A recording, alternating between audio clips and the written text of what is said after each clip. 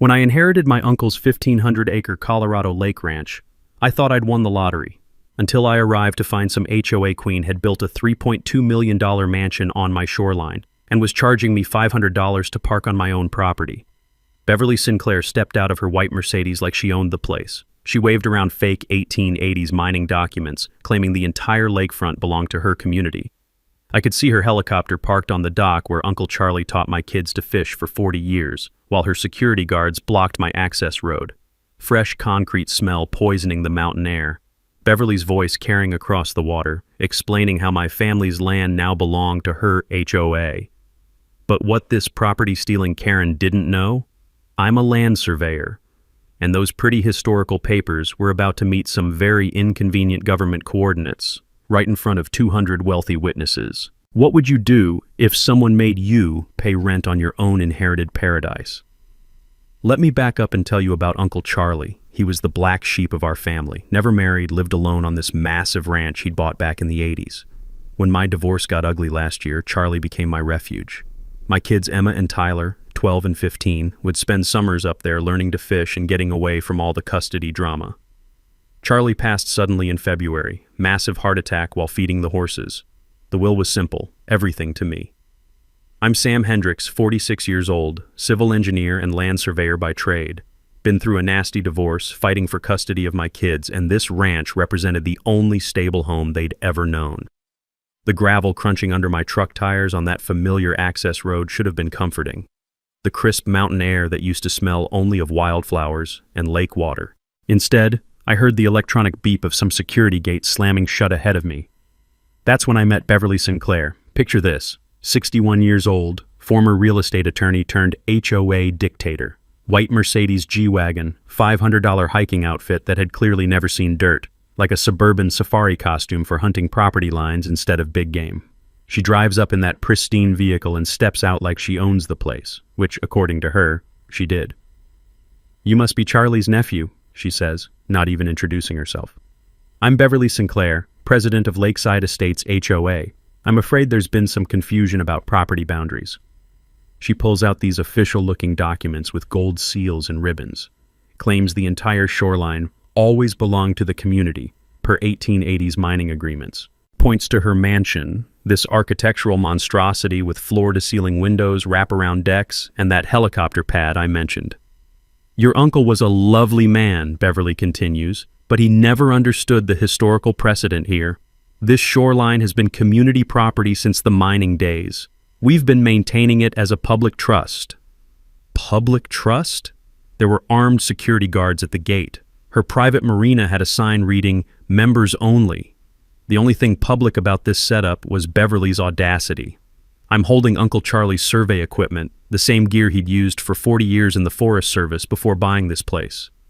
The touch of those worn metal instruments in the truck cab reminded me of all those summer afternoons he'd spent teaching me about property lines, easements, and boundary law. "Ma'am," I said, "I think there might be some mistake. This is my property now, all 1,500 acres, according to the deed." Beverly's smile turned ice cold. "I'm afraid you'll find the legal situation more complicated than that. These historical mining rights supersede any modern property claims. I suggest you consult an attorney." She hands me a business card.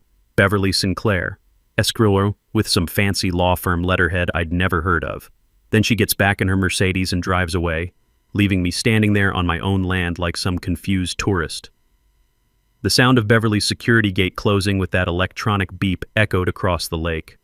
I walked over to touch those worn survey stakes Uncle Charlie had shown me years ago, now spray-painted with "community property" in bright orange letters. My kids were supposed to visit in 2 weeks. Emma had been counting down the days since Charlie's funeral, asking when we could go back to their lake.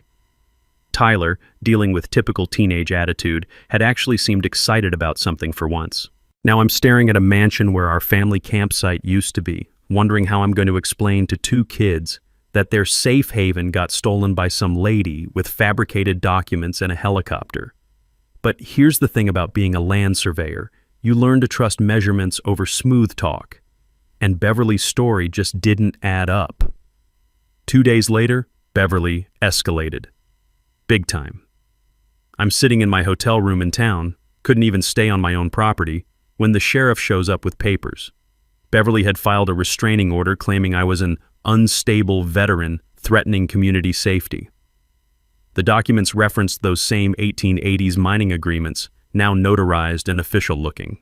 The restraining order barred me from 60% of my inherited property, everything within 500 feet of the shoreline, effectively the most valuable part of the ranch. I had to cancel Emma and Tyler's visit. Their mom was already looking for excuses to cut my custody time, and Dad's fighting with armed HOA people wasn't going to help my case. That musty smell hit me when I first examined Beverly's antique documents. You know that smell. Old paper, aged ink, historical authenticity. Except these papers reeked of fresh toner, like they'd just come off a laser printer. Something wasn't right. I called Derek Martinez, my buddy from engineering school who now runs a surveying company in Denver. Derek, I need a favor. Can you recommend a forensic document examiner? Dude, what kind of trouble are you in? The expensive kind. Someone's claiming my property with fake historical documents. Derek knew a guy, retired FBI document specialist who'd testified in federal court hundreds of times. Cost me $800 I couldn't afford, but when Dr. Peterson examined Beverly's mining agreements, he started laughing. Mr. Hendricks, these documents are fraudulent, badly fraudulent. How can you tell? Well, first, they're printed on paper with a 2019 watermark. Second, the font is Times New Roman, which wasn't invented until 1991. Third, the notary stamps are from a local UPS store. He pointed to microscopic details I'd never have noticed. Whoever made these downloaded a template online and tried to age them with coffee stains. Here's something most people don't know about document fraud. Modern forensic techniques make fake historical papers surprisingly easy to spot. Watermarks, font analysis, and ink chemistry don't lie. Even if someone ages paper artificially, there are dozens of telltale signs that show up under proper examination. I felt that first spark of hope since this nightmare began. Beverly had made a critical error, but I needed more than document fraud to win this fight. I needed to prove where the actual property boundaries were. Derek, I said, how fast can you do a professional boundary survey on 1,500 acres? For you, 2 weeks if I push it. But Sam, that's expensive. We're talking GPS equipment, government benchmark verification, the works. Do it, whatever it costs. While Derek organized the survey, I drove back out to confront Beverly. Found her at the mansion, directing some landscaping crew installing a fountain. A fountain. On my property. Mrs. Sinclair, I called out, walking up the driveway I wasn't legally allowed to use. She turned around, designer sunglasses reflecting the lake. Mr. Hendricks, you're in violation of a court order. About those mining documents. Are you recording this conversation? She stepped back, suddenly defensive. Ma'am, I just want to understand the legal basis for your claims. I've already explained the historical precedent. If you can't accept that this land belongs to the community, perhaps you should consider selling your remaining acreage to someone more cooperative. The landscaping crew kept working, installing that fountain like I wasn't even there.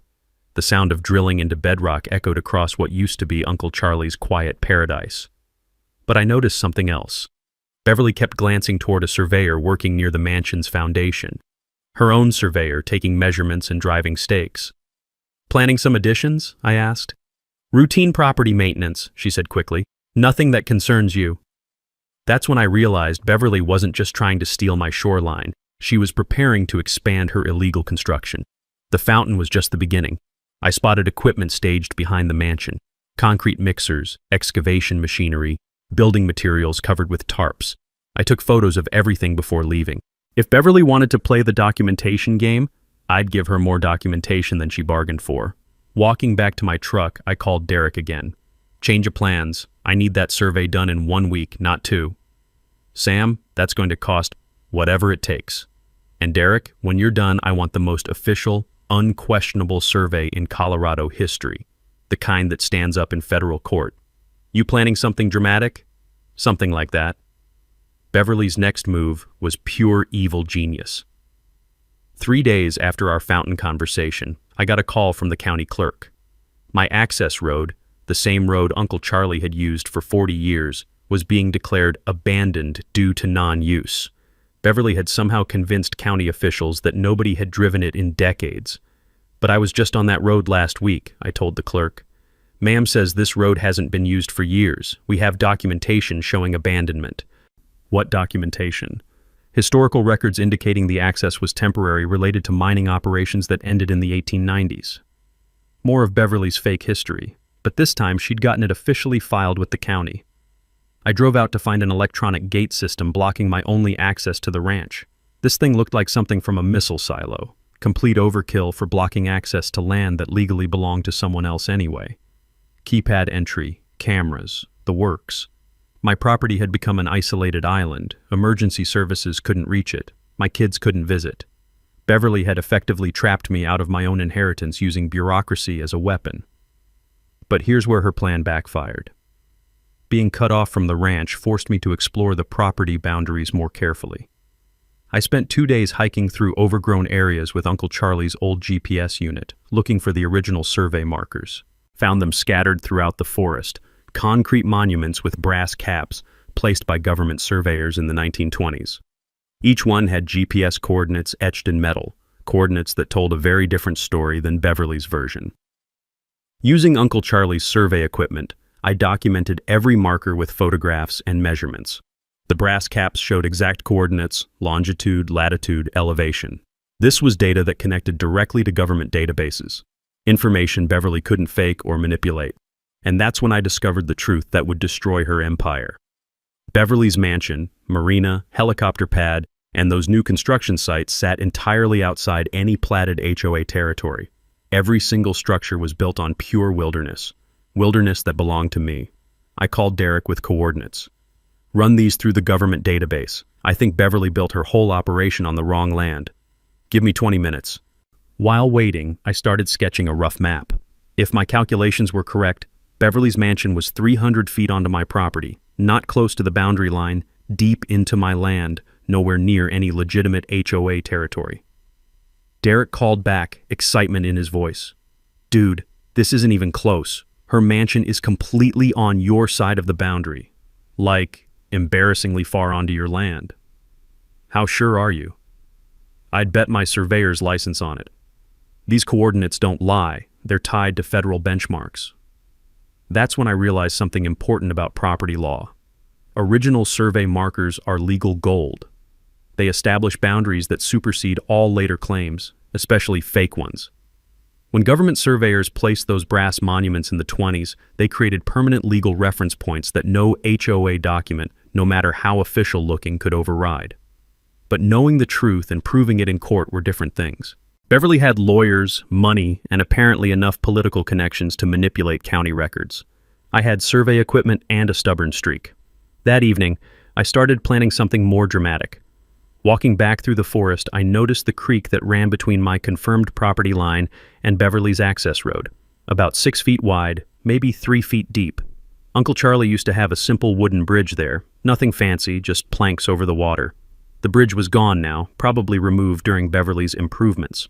But the foundation posts were still there, concrete footings on both sides of the creek. I'm a civil engineer. I understand hydraulics, weight distribution, and mechanical systems. Looking at those foundation posts, an idea started forming, something that would solve my access problem and give Beverly a very public lesson about property rights. The creek was entirely on my land. If I rebuilt the bridge, I could control who used it. And if I built it with certain engineering features, well, that bridge could become very selective about which vehicles it supported. I spent that night researching hydraulic systems online. Retractable bridges weren't complicated, just a matter of cylinders, valves, and timing. Build something that looked permanent but could disappear at the push of a button. Beverly wanted to play games with my property access? Fine. But this particular game had rules she didn't understand yet. I called Derek one more time. How fast can you get me a complete, certified boundary survey? The kind that gets filed with the county recorder and becomes public record? 1 week if I push it hard. Why?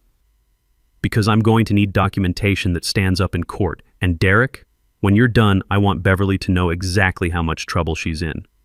What are you planning? Just a little civil engineering project, nothing too complicated. Beverly's paranoia kicked into overdrive after I started documenting her illegal construction. She organized what she called a community safety patrol, middle-aged retirees driving golf carts with walkie-talkies, pretending to be some kind of volunteer police force. The whir of golf cart motors echoed across the lake at all hours like mechanical mosquitoes. They'd circle the perimeter of my property, taking photos, writing down license plate numbers of anyone who even slowed down near the access road. Beverly spread rumors about me being a dangerous veteran with PTSD, who posed a threat to the peaceful community. Never mind that I'd never served in the military. Accuracy wasn't the point. The goal was character assassination. The strategy worked. My ex-wife Jennifer called, furious. "Sam, what the hell is going on up there? I got a call from some HOA lady saying you're harassing elderly residents with surveying equipment." "Jennifer, that's not what's happening. Social Services is opening an investigation. If you can't handle your own property disputes without involving the kids, maybe we need to revisit custody arrangements." Emma and Tyler's summer visit, the thing I'd been fighting for since the divorce, was slipping away. Beverly had turned my inheritance into a liability that threatened my relationship with my own children, but her patrol made a critical mistake. I installed trail cameras throughout the property, motion-activated units designed for hunting, $49 each at the sporting goods store, but they captured something worth far more than money. Beverly's golf cart brigade was trespassing on Federal Bureau of Land Management property adjacent to my ranch. The coordinates were clear. They'd been driving across federally protected land for weeks, leaving tire tracks and disturbing wildlife habitat. Here's something most people don't know about federal land trespassing. It carries automatic $5,000 fines plus criminal charges, even for community safety activities. The federal government doesn't care about your HOA authority when you're damaging protected ecosystems. I copied the trail camera footage and GPS coordinates, then called the federal rangers. "I have documentation of repeated trespassing on BLM land, multiple vehicles, multiple incidents. Sir, we take those violations very seriously. Can you provide exact coordinates and evidence? I have video footage with timestamps and GPS data for every incident." While the federal investigation started, I focused on my own project. The bridge across the creek needed to look completely legitimate, something Beverly and her patrol would use without suspicion. I spent 3 days building what appeared to be a permanent wooden bridge. Solid timber construction, proper railings, painted surface that looked like it had been there for years. But underneath, hidden by the creek banks, I installed a hydraulic system that could retract the center span in 30 seconds. The engineering was straightforward. 2 hydraulic cylinders connected to a control panel I hid behind a tree. The bridge supported normal traffic perfectly, but when I triggered the hydraulics, the center section would drop down into the creek bed, leaving a 6-foot gap that no vehicle could cross. Testing the system at midnight, watching the bridge disappear and reappear like some kind of magic trick, I felt that same satisfaction Uncle Charlie used to get from solving complicated survey problems. Every measurement precise, every component functioning exactly as designed. But I needed the perfect moment to spring this trap. Beverly was too paranoid now, too defensive. I needed her feeling confident, victorious, completely unprepared for what was coming. That's when I learned about her charity gala. Beverly had been planning this event for months, a fundraiser for community preservation that would bring 200 wealthy donors to her mansion. Local TV news coverage, county commissioners attending, the works. She'd sent invitations describing the event as celebrating our successful protection of historical community property against outside interference. In other words, a victory party for stealing my land. The invitation described gourmet catering, wine tasting, and tours of the beautifully restored lakefront community space. Beverly was literally charging people to visit property she'd stolen, using the money to fund more legal challenges against me. Perfect. I called Derek to confirm survey completion. "Everything filed with the county?" "Official as it gets. Your property boundaries are now public record, backed by federal benchmark coordinates. Beverly's mansion is documented as sitting entirely on your land." "Good. Because in 3 days, she's throwing a party to celebrate stealing it. Sam, please tell me you're not planning anything stupid. Define stupid. Anything that gets you arrested." "I'm not planning to break any laws, Derek, but Beverly's about to learn the difference between actual property rights and fake historical documents." "What do you need from me?" "Just be ready to explain some survey maps on very short notice." Derek's survey results changed everything. I met him at a coffee shop in town, away from Beverly's patrol network. He spread the official documents across a corner table. Maps, coordinate lists, legal descriptions that would make any property attorney weep with joy. Sam, this is better than we hoped. Beverly's entire empire sits on your land. Not close to the boundary, completely, undeniably on your property. The numbers were devastating. Beverly's mansion, 318 feet onto my land. The marina, 270 feet. The helicopter pad, 412 feet. The new fountain sheet installed, 508 feet from the actual property line. But here's the beautiful part, Derek continued, pointing to satellite overlays. None of these structures sit on any platted HOA territory. The actual HOA boundaries are way up the hill, nowhere near the lake. Beverly built everything on pure wilderness. How is that possible? She never bothered to survey before building, just assumed the lakefront belonged to her community because it looked nice. Classic case of wishful thinking versus actual property law. Derek pulled out Beverly's original construction permits, public records he'd obtained from the county. Look at the coordinates she filed for these permits. They don't match where anything actually got built. She told the county she was building in one location, then constructed everything somewhere completely different. That's permit fraud. Gets better. Look at her tax assessments. The property tax record showed Beverly paying taxes on 12 acres, the actual size of her legitimate HOA parcel. But her mansion and improvements covered nearly 40 acres of my land. She'd been avoiding property taxes on stolen real estate for 3 years. Derek, what am I looking at in terms of damages? Conservatively, $180,000 in trespassing fees at fair market rental rates, plus demolition costs if you want the structures removed, plus tax fraud penalties that go back years. But the document that changed my entire strategy was Beverly's own survey, the one I'd seen her crews working on during our fountain conversation. She'd commissioned a legitimate boundary survey after building her mansion, probably to prepare legal defenses. Her own surveyor had confirmed what Derek discovered. Beverly's construction was entirely illegal, but instead of correcting the situation, she'd buried the survey results and doubled down on her fake historical claims. She knew, I said, reading the survey report. Beverly knew she built on my property and she kept expanding anyway. Gets worse. Look at this. Derek showed me permit applications Beverly had filed just last week. Plans for a second guest house, an expanded marina, and a swimming pool. All on my land. All based on the same fabricated mining rights documents. She's not just stealing property, she's planning to develop it into a private resort. The metallic taste of adrenaline filled my mouth as the full scope of Beverly's scheme became clear. This wasn't a boundary dispute or misunderstanding. This was systematic theft of a 40-acre lakefront development site, using fake documents and legal intimidation to keep the real owner from interfering. Beverly's charity gala wasn't just a celebration, it was a sales pitch. She was showing potential investors what could be built with unlimited access to community property that happened to include my entire shoreline. Derek, I need you to file this survey with the county recorder immediately. Make it public record. Already done. As of this morning, your property boundaries are official, certified, and impossible to dispute. Good. Because on Saturday night, Beverly's throwing a party for 200 people on stolen property, and every single one of those guests is going to drive across my land to get there. Sam, what are you thinking?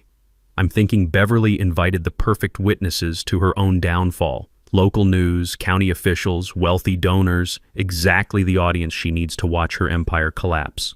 In the bridge you've been building? The bridge is going to give everyone a very clear demonstration of who actually owns this property. Derek folded up the survey maps, understanding dawning on his face. You're going to strand 200 people at Beverly's illegal party. I'm going to show 200 people that Beverly built her mansion on land she never owned, with documentation they can't argue with and consequences they can't ignore. This is either brilliant or completely insane. Sometimes those are the same thing. The next 72 hours were pure engineering poetry. I had Derek's survey filed with the county, making my property boundaries public record backed by federal coordinates that no fake mining document could dispute. I had trail camera footage of Beverly's patrol trespassing on federal land. I had her own buried survey proving she knew about the illegal construction. Everything I needed to destroy her credibility. I just needed the perfect stage.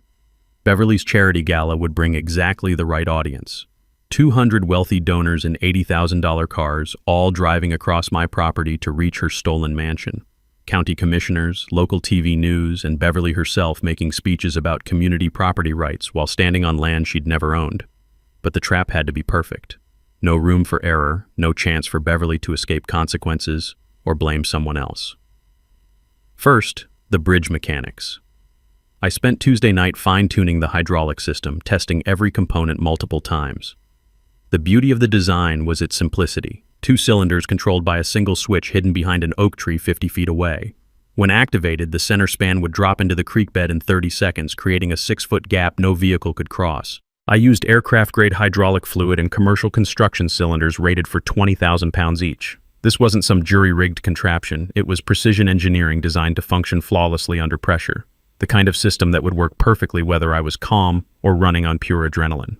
Wednesday, I consulted with a property attorney in Denver. Cost me $500 I couldn't spare, but I needed to understand my legal rights exactly.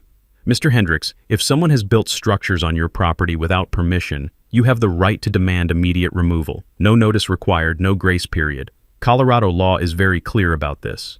What if they claim historical rights? Fraudulent documents create no legal rights whatsoever. If you can prove the historical claims are false, which your forensic examination already has, then the trespassing becomes willful and deliberate. What about the people attending their party? If they're on your property without permission, they're trespassing. You have every right to control access to your own land, including cutting off that access if people are there illegally. Here's something most people don't understand about property rights. Once someone builds on your land without permission, you can demand immediate removal regardless of how much they spent or how long the structure has existed. The law doesn't reward people for expensive trespassing. Thursday, I recruited my witnesses. Sheriff Martinez had been dealing with Beverly's complaints about me for weeks. He was eager to see documentation that proved who was actually causing problems. Sam, if you can prove she's been filing false reports about property boundaries, I can charge her with misuse of emergency services. I can prove that and a lot more. What do you need from me? Just be available Saturday evening. With media present and everything well documented, this should resolve itself pretty cleanly. I also contacted Sarah Schuyler, the reporter from Channel 9 who'd covered other property disputes in the county. She'd been frustrated with Beverly's PR spin on the story, always eager to expose the truth when someone was manipulating local media. Sarah, what would you say to a story about fake historical documents, federal land violations, and permit fraud?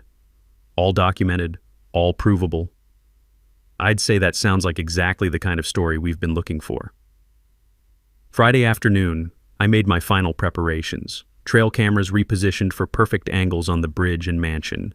Survey stakes with bright orange flags placed along the actual property line, making the boundary visually obvious. Legal documents sealed in waterproof cases. Most importantly, I called Emma and Tyler. "Dad, are we still going to get our lake back?" Emma asked. "Tomorrow night, sweetheart. Tomorrow night everything gets fixed. What about the mean lady with the helicopter? The mean lady is about to learn an important lesson about telling the truth." Tyler, trying to sound unimpressed but clearly invested. "Dad, you're not going to do anything stupid, are you?" "Define stupid." "Anything that gets you arrested or makes Mom more angry." "I'm not planning to break any laws, but Beverly's about to discover that building on someone else's property has consequences."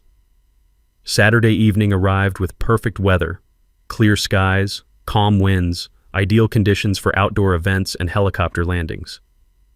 I positioned myself with full view of the bridge and mansion, Derek's survey maps in hand, watching luxury vehicles arrive for Beverly's victory celebration. The irony was beautiful. Beverly had invited the perfect witnesses to document her own downfall. Time to remind everyone who actually owned this property. Beverly's desperation kicked into overdrive when she realized I wasn't backing down. Thursday morning, I got a call that changed everything. Jim Patterson, the county assessor, sounded nervous as hell. "Mr. Hendricks, I need to report an incident involving your property assessment. Someone approached me yesterday offering payment to adjust your boundary lines in our tax records." "Payment?" $10,000 cash. Said it would just be a small adjustment to reflect historical community property rights. I told her I couldn't falsify government records, and she suggested everyone has a price. Beverly had tried to bribe a county official, in writing, with witnesses. "Jim, did you document this conversation?" I reported it to the state ethics board immediately.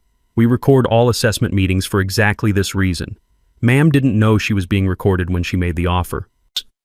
The metallic taste of adrenaline hit my mouth again, but this time it was excitement rather than anger. Beverly had just committed a felony, attempted bribery of a government official. State investigators would be very interested in those recordings, but that was just the beginning of her unraveling.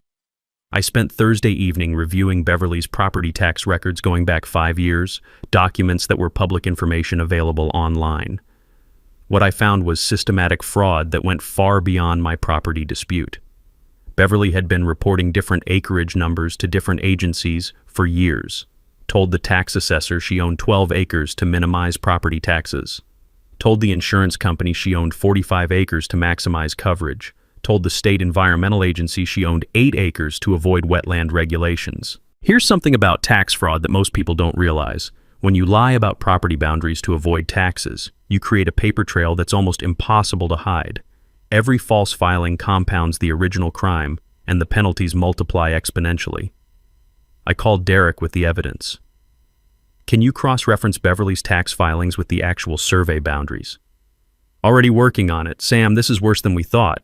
She's been claiming different property sizes depending on which agency she's dealing with. That's federal tax fraud if any of those filings went to the IRS. Which they did, for property tax deductions. Then we're talking about federal charges, not just local violations. Friday morning brought Beverly's most desperate move yet. I was at the bridge, testing the hydraulic system one final time when I heard helicopters overhead. Not Beverly's personal helicopter, news choppers. Beverly had called local TV stations claiming I was planning terrorist attacks on community property and was building explosive devices near the lake. 3 news crews showed up expecting to film some kind of domestic extremist situation. Instead, they found me with survey equipment and legitimate construction tools, working on my own property with proper permits. When reporters asked about the explosive devices, I showed them the hydraulic bridge system. "Ma'am, this appears to be standard construction equipment," the Channel 9 reporter said to Beverly, who'd arrived in her Mercedes looking frazzled. "Can you explain what you meant by explosive devices?" "He's building some kind of trap," Beverly insisted, "designed to hurt innocent community members." "Sir, can you explain what you're building here?" the reporter asked me. "It's a retractable bridge, perfectly legal on my own property. Anyone who wants to cross it is welcome to ask permission first." "Permission for what?" "Permission to drive across land they don't own to reach buildings they had no right to construct." That's when Beverly made her fatal error. On camera, in front of multiple news crews, she started ranting about her historical property rights and how I was trying to steal community land. "This shoreline has belonged to our community for over 100 years, she declared. "I have documents proving our legal ownership." "Ma'am, we've seen some questions about the authenticity of those historical documents," the reporter pressed. "Those questions come from people who don't understand local history. Our mining rights are completely legitimate." I waited for the perfect moment, then pulled out Derek's survey and the forensic document analysis. "Actually, I'd like to address those historical claims," I said, unfolding the official boundary map in front of the cameras. The reporters gathered around as I explained how Beverly's mansion sat entirely on my property, how her documents were proven fraudulent, and how she'd been avoiding taxes on stolen land for years. Beverly tried to interrupt, but the evidence was overwhelming. Professional survey versus fake historical papers, government coordinates versus coffee-stained templates, certified forensic analysis versus Beverly's increasingly frantic explanations. "Ma'am, are you saying these boundary coordinates are incorrect?" the reporter asked. "I'm saying my attorney will handle this situation appropriately," Beverly snapped, then stormed back to her Mercedes. But the damage was done. Beverly had publicly doubled down on claims that were about to be demolished in front of 200 witnesses. Tomorrow's gala would finish what she'd started. Saturday afternoon, Beverly transformed her stolen mansion into a spectacle that would have impressed European royalty. The bass thump of her sound system echoed across the lake as catering trucks arrived with enough champagne and lobster for a diplomatic summit. Expensive perfume and cigar smoke drifted from the shoreline as guests in designer evening wear gathered around Beverly's community preservation success story. I positioned myself with perfect sight lines to both the bridge and the mansion, watching luxury vehicles cross my property like it was a public highway.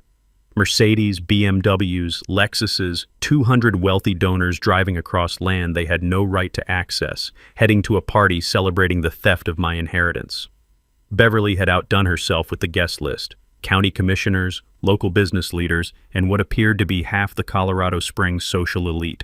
The local TV news crew set up for live broadcast coverage of the community property preservation celebration.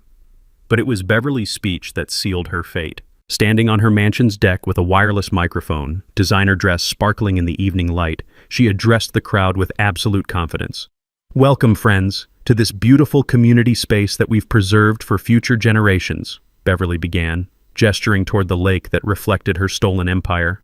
"Some people just can't accept that certain lands belong to the community, not selfish individuals who want to monopolize our natural resources." The crowd murmured approval. These were people who understood property development, zoning battles, and the importance of preserving community assets. They had no idea they were applauding systematic theft. "Our historical mining rights date back to the 1880s, Beverly continued, holding up those same fraudulent documents that had been forensically debunked. "Despite outside interference from people who don't understand local history, we've successfully protected this precious lakefront for everyone to enjoy." That's when the Channel 9 reporter approached me with a live camera. "Sir, you're the property owner who's been challenging these community claims. What's your response to Mrs. Sinclair's statement?" Perfect timing. Beverly had just publicly repeated the same fraudulent claims on live television in front of 200 witnesses while standing on my stolen property. "Well," I said, unfolding Derek's certified survey map, "I think Mrs. Sinclair's community deserves to know the truth about those historical claims." The camera focused on the official document as I explained the forensic analysis, the fake watermarks, the impossible font dates. Beverly's 1880s mining agreements printed on paper manufactured in 2019. "But more importantly," I continued, pointing toward the bright orange survey stakes Derek had placed along the actual property line, "every single structure you see behind me, the mansion, the marina, the helicopter pad, sits entirely on my private property. Not 1 square foot belongs to any HOA." The reporter's eyes widened. "Are you saying this entire event is taking place on illegally occupied land?" "I'm saying Mrs. Sinclair built a $3.2 million mansion on property she never owned, using documents she knew were fraudulent, while avoiding property taxes on stolen real estate." Beverly noticed the interview and started walking toward us, microphone still in hand, designer heels clicking on the deckboard she'd installed over my land. "That man is mentally unstable," she announced to anyone within hearing range. "He's been harassing our peaceful community with frivolous legal claims and building dangerous devices designed to hurt innocent residents." The TV reporter turned toward Beverly. "Ma'am, we've examined the boundary survey and forensic document analysis. Can you respond to claims that your historical mining rights are fraudulent?" "Those claims come from people who don't understand property law," Beverly insisted, her voice carrying across the crowded deck. "Our community has maintained this land as a public trust for over a century. We're protecting it from individuals who want to destroy our environmental preservation efforts." I checked my watch. Perfect timing. The last guests had arrived, all vehicles were across the bridge, and Beverly was broadcasting her fraudulent claims on live television. Time to demonstrate who actually controlled access to this property. "Mrs. Sinclair," I called out, loud enough for the news microphones to pick up, "since you're so confident about your property rights, would you mind explaining why you never bothered to survey before building that mansion?" "We didn't need to survey community property," Beverly shot back. "The boundaries have been established since the mining era." "Actually," I said, walking toward the hidden hydraulic controls, "let me show everyone what a real property boundary looks like." Beverly sensed something was wrong. The confident smile faltered as she watched me approach the tree line where I'd hidden the bridge controls. "What are you doing?" she demanded. "Exercising my property rights." I pressed the button. The hydraulic system worked flawlessly. 30 seconds of mechanical precision as the bridge's center span dropped into the creek bed, leaving a 6-foot gap that transformed 200 luxury vehicles from status symbols into expensive paperweights. Mercedes, BMWs, and Lexuses stranded on the wrong side of water that suddenly felt as wide as an ocean. The silence was beautiful. Beverly's sound system still thumped bass across the lake, but conversations stopped dead as 200 wealthy donors realized they were trapped at an illegal party with no escape route. "What did you do?" Beverly shrieked, her wireless microphone broadcasting panic to everyone within half a mile. I walked back toward the crowd, Derek's survey map still in hand, speaking directly to the news camera that was capturing every word. I exercised my legal right to control access to my own property. This bridge sits entirely on my land, just like that mansion behind you.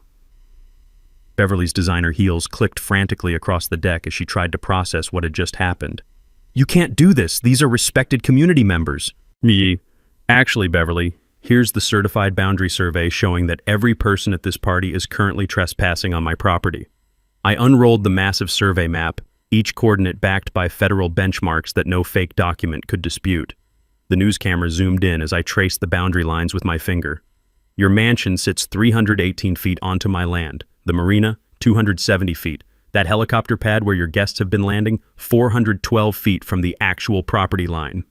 The crowd gathered around the survey map, county commissioners and business leaders suddenly very interested in legal documentation.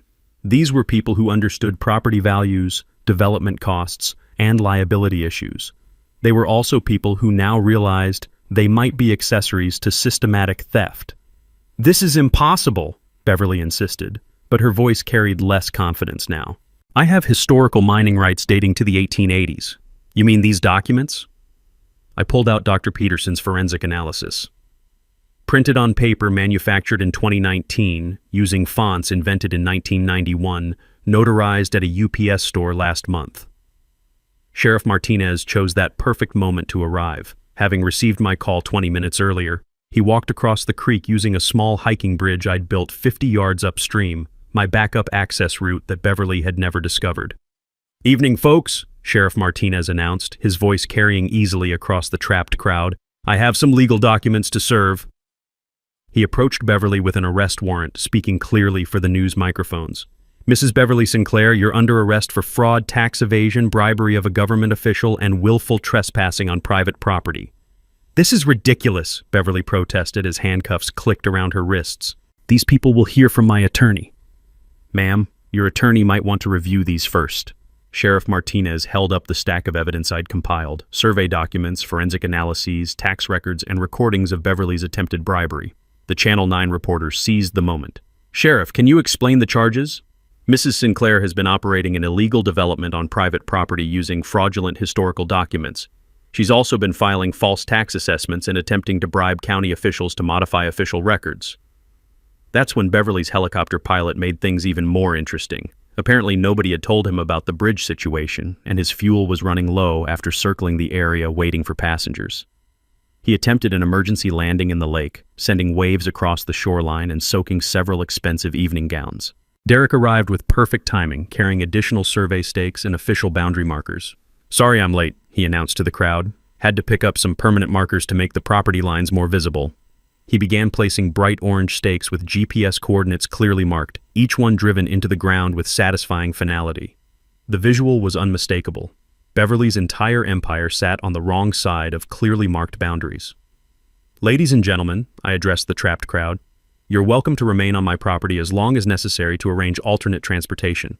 The hiking bridge upstream provides pedestrian access, and I've contacted local towing services to help retrieve vehicles once legal issues are resolved. Beverly, now in handcuffs beside the sheriff's vehicle, made one final desperate plea to the news cameras. This man has destroyed a community preservation project that took years to build. Mrs. Sinclair, the reporter asked, if the property boundaries are confirmed by federal survey, how do you respond to charges that you knowingly built on land you never owned? Beverly's silence spoke louder than any confession.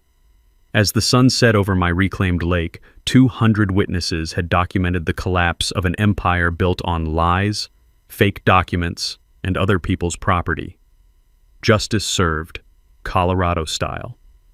The aftermath unfolded like dominoes falling in perfect sequence.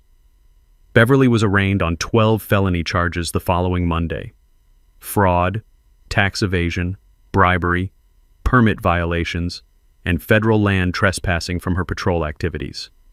Her attorney immediately began plea negotiations when he saw the mountain of evidence: forensic document analysis, tax records, recorded bribery attempts, and professional boundary surveys that demolished every defense. The state attorney general dissolved Lakeside Estates HOA within 2 weeks, declaring it an illegal organization operating outside its chartered boundaries.